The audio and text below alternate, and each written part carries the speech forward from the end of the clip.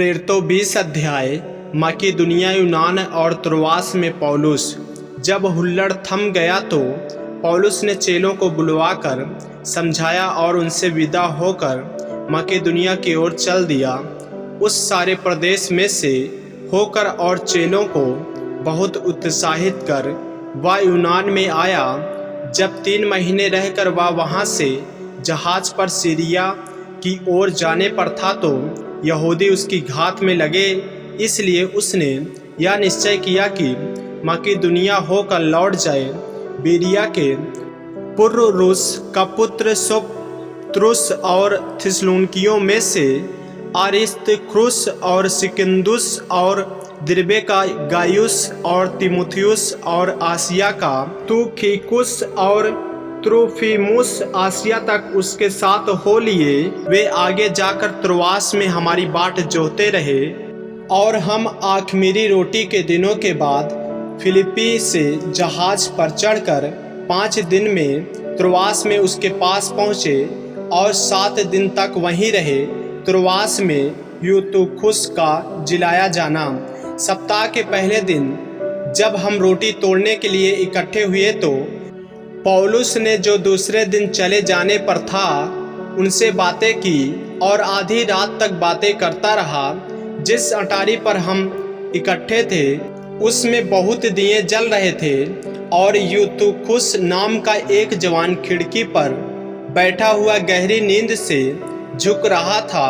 जब पौलुस देर तक बातें करता रहा तो वह नींद के झोंके में तीसरी अटारी पर से गिर पड़ा और मरा हुआ उठाया गया।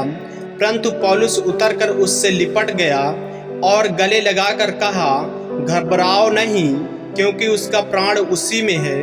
और ऊपर जाकर रोटी तोड़ी और खाकर इतनी देर तक उनसे बातें करता रहा कि पाँव फट गई। फिर वह चला गया और वे उस जवान को जीवित ले आए और बहुत शांति पाई। त्रोआस से मिलीतुस की यात्रा। हम पहले ही जहाज पर चढ़कर अस्सुस को इस विचार से आगे गए कि वहां से हम पौलुस को चढ़ा लें, क्योंकि उसने यह इसलिए ठहराया था कि आप ही पैदल जाने वाला था। जब वह अस्सुस में हमें मिला तो हम उसे चढ़ाकर मितुलेने में आए। वहां से जहाज खोलकर हम दूसरे दिन खियुस के सामने पहुँचे और अगले दिन सामुस में जा लगे।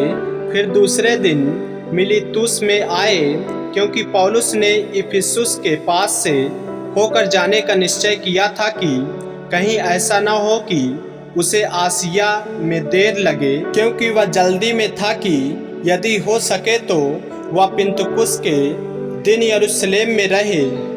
इफिसुस के परचीनों को उपदेश। उसने मिलीतुस से इफिसुस में कहला भेजा और कलीसिया के परचीनों को बुलवाया।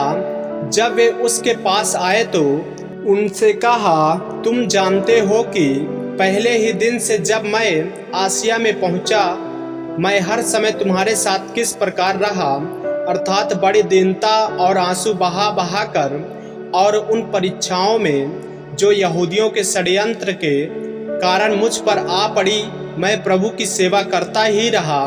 और जो बातें तुम्हारे लाभ की थी उनको बताने और लोगों के सामने और घर घर सिखाने से कभी न झिझका, वरन यहूदियों और यूनानियों के सामने गवाही देता रहा कि परमेश्वर की ओर मन फिराना और हमारे प्रभु यीशु मसीह पर विश्वास करना चाहिए। अब देखो, मैं आत्मा में बंधा हुआ यरूशलेम को जाता हूँ और नहीं जानता कि वहाँ मुझ पर क्या क्या बीतेगा। केवल यह कि पवित्र आत्मा हर जगह में गवाही दे देकर मुझसे कहता है कि बंधन और क्लेश तेरे लिए तैयार है। परंतु मैं अपने प्राण को कुछ नहीं समझता कि उसे प्रिय जानूं, वरन यह कि मैं अपनी दौड़ को और उस सेवा को पूरी करूं जो मैंने परमेश्वर के अनुग्रह के सुसमाचार पर गवाही देने के लिए प्रभु यीशु से पाई है। अब देखो, मैं जानता हूँ कि तुम सब, जिनमें मैं परमेश्वर के राज का प्रचार करता फिरा, मेरा मुँह फिर न देखोगे। इसलिए मैं आज के दिन तुमसे गवाही देकर कहता हूँ कि मैं सबके लहू से निर्दोष हूँ, क्योंकि मैं परमेश्वर के सारे अभिप्राय को तुम्हें पूरी रीति से बताने से न झिझका। इसलिए अपनी और पूरे झुंड की चौकसी करो, जिसमें पवित्र आत्मा ने तुम्हें अध्यक्ष ठहराया है कि तुम परमेश्वर की कलीसिया की रखवाली करो, जिसे उसने अपने लहू से मोल लिया है। मैं जानता हूँ कि मेरे जाने के बाद फाड़ने वाले भेड़िए तुम में आएंगे, जो झुंड को न छोड़ेंगे।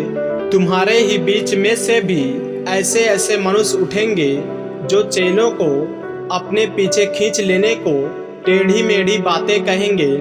इसलिए जागते रहो और स्मरण करो कि मैंने 3 वर्ष तक रात दिन आंसू बहा बहा कर हर एक को चेतावनी देना ना छोड़ा। और अब मैं तुम्हें परमेश्वर को और उसके अनुग्रह के वचन को सौंप देता हूँ, जो तुम्हारी उन्नति कर सकता है और सब पवित्र किए गए लोगों में साझी करके मिरास दे सकता है। मैंने किसी के चांदी सोने या कपड़े का लालच नहीं किया। तुम आप ही जानते हो कि इन्हीं हाथों ने मेरी और मेरे साथियों की आवश्यकताएं पूरी की। मैंने तुम्हें सब कुछ करके दिखाया कि इस रीति से परिश्रम करते हुए निर्बलों को संभालना और प्रभु यीशु के वचन स्मरण रखना अवश्य है, जो उसने आप ही कहा है, लेने से देना धन्य है। यह कहकर उसने घुटने टेके और उन सब के साथ प्रार्थना की।